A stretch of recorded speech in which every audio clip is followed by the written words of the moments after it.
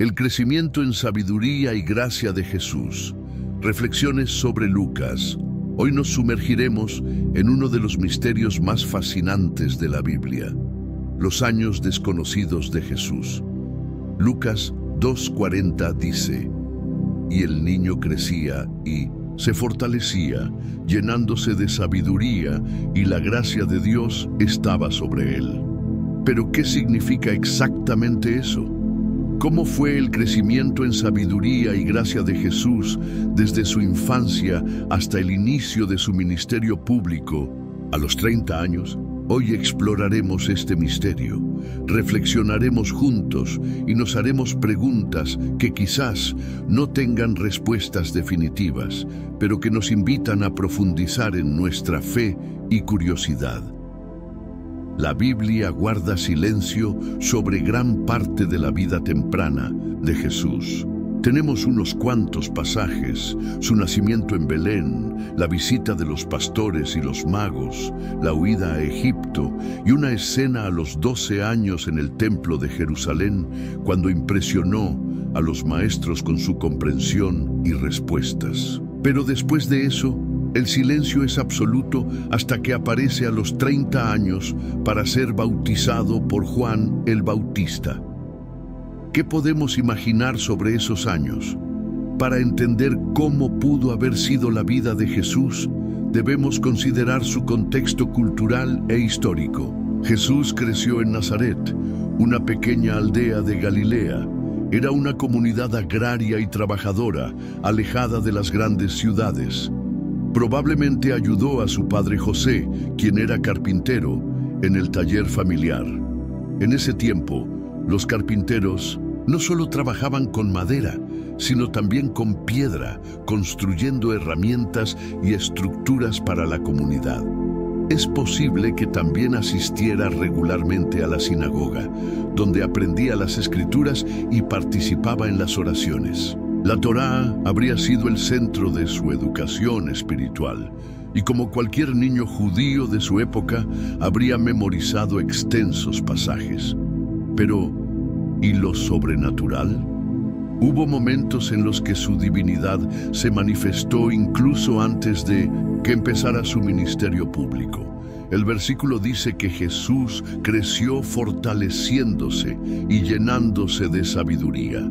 Esto nos habla de un desarrollo humano pleno, pero también espiritual. ¿Cómo se llena a alguien de sabiduría? La sabiduría en las Escrituras no es solo conocimiento, sino la capacidad de vivir en armonía con la voluntad de Dios. Jesús, siendo plenamente humano y plenamente divino, podría haberse enfrentado a los mismos retos y decisiones que enfrentamos todos, pero siempre guiado por la gracia de Dios. Algunas tradiciones y textos no canónicos, como el llamado Evangelio Acuariano o el Evangelio de la Infancia de Tomás, intentan llenar este vacío. Por ejemplo, relatan historias de Jesús realizando pequeños milagros, como darle vida a pájaros de barro o sanar a niños en su aldea. Sin embargo, estos relatos son considerados especulativos y no forman parte de las escrituras oficiales. Pero, ¿por qué nos atraen tanto estas historias? Tal vez porque deseamos comprender cómo alguien tan humano como nosotros pudo llegar a ser el Salvador del mundo. Otra reflexión importante es que los años silenciosos de Jesús subrayan su humildad. El Creador del universo vivió 30 años en la oscuridad, trabajando como un simple carpintero. Este hecho nos invita a reflexionar sobre cómo Dios obra en lo cotidiano y lo sencillo. Quizá la mayor lección de estos años ocultos es que el verdadero crecimiento en sabiduría y gracia no requiere reconocimiento público, sino fidelidad diaria. ¿Qué pruebas enfrentó Jesús en su vida temprana? ¿Cómo fueron sus relaciones familiares y con su comunidad? ¿Sintió algún tipo de conflicto interior entre su humanidad y su divinidad?